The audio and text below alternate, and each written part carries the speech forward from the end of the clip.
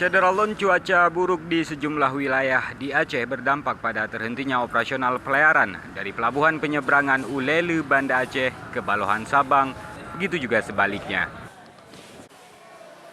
Terhentinya aktivitas pelayaran ini menyusul cuaca buruk yang sudah terjadi sejak Senin malam.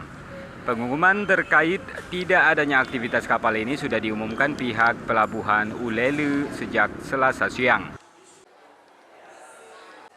Sementara itu, beberapa calon penumpang memilih bertahan di pelabuhan.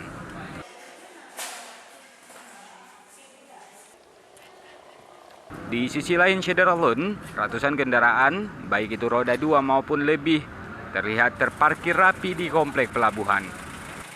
Beberapa di antaranya adalah mobil pengangkut sembako serta angkutan material bangunan. Sabang? Nggak berangkat tapi kayaknya.